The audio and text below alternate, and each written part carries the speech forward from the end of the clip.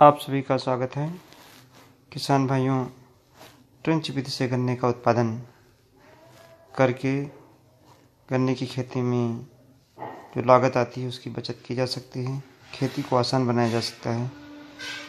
ये प्लाट जो आप देख रहे हैं,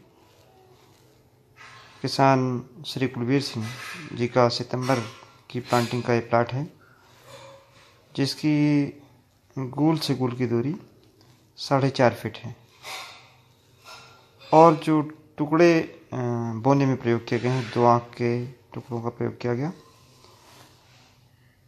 आप ये देख सकते हैं, बिल्कुल क्लीन कल्टीवेशन है। ये क्लीन कल्टीवेशन, साफ खेती, बिना खरपतवार खेती तभी संभव है जब आप बीच में इतना स्थान छोड़ें कि मैकेनिकल इंटरकल्चर ऑपरेशन आप कर सकें।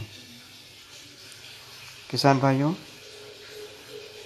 1 एकड़ की मैनुअल गुड़ाई के लिए, इंटरकल्चर ऑपरेशन के लिए तकरीबन 3,000 रुपये लग जाते हैं और अगर आप छोटे ट्रैक्टर से दूरी बढ़ा करके और जुताई गुड़ाई कर लें तो मुश्किल से 400-500 रुपये के डीजल में इसकी निराई गुड़ाई बहुत ही आसानी से हो जाती है। किसान भाइयों, ट्रेंच विधि से गन्ना बोने के लिए गहरी जुताई कम से कम 25 से 30 सेंटीमीटर चिजलर से या प्लाव से की जाए।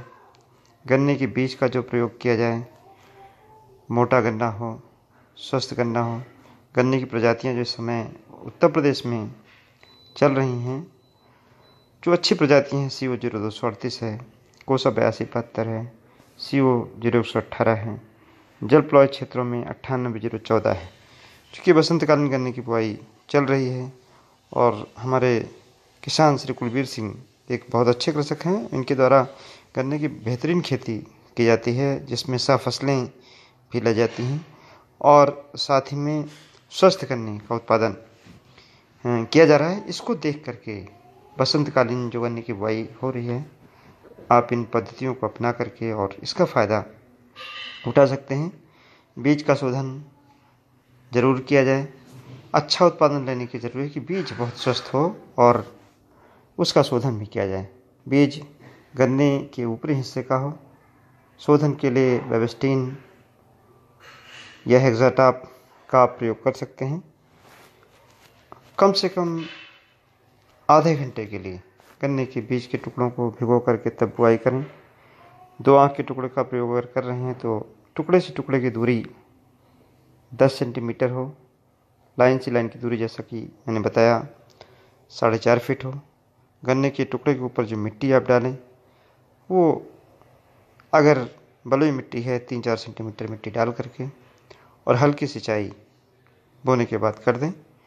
अगर 25 से 30 दिन तक आप खेत को देखते रहें तो निश्चित तौर से अगर जमाव आप अच्छा ले पाएंगे तो अच्छा उत्पादन ले पाएंगे। लेकिन देखना ज़रूरी है। अगर खेत में नमी आपको लगता है कि कम है तो हल्की सिंचाई दोबारा कर सकते हैं, लेकिन मिट्टी कम डालें ताकि जमाव आपका जल्दी हो जाए। अगर जमाव देरी से होगा, खेत में खरपतवार हो जाएंगे और ट्रेंच आपकी सक्सेस नहीं हो पाएगी। ट्रेंच की गहराई भी रखना बहुत ज़रूरी है। अगर गहराई नहीं होगी तब भी खरपतवार जल्दी से उगाते हैं, अगर उथला आपने बुआई किया है। इसलिए ट्रेंच की गहराई अवश्य बनाई जाए और मिट्टी कम डाली जाए ताकि जमाव, खरपतवार उगने से पहले गन्ने का जमाव हो जाए।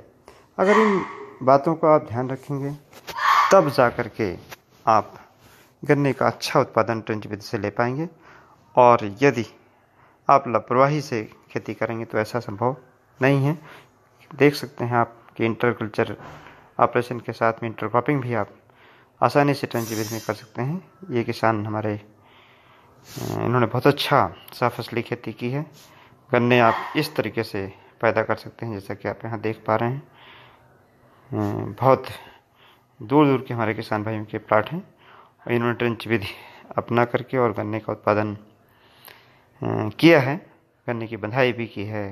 ये फोटोग्राफ यहाँ दिखाने का इतना मकसद है कि ट्रेंच विधि अपना करके आप बेहतरीन तरीके से गन्ने का अच्छा उत्पादन प्राप्त कर सकते हैं।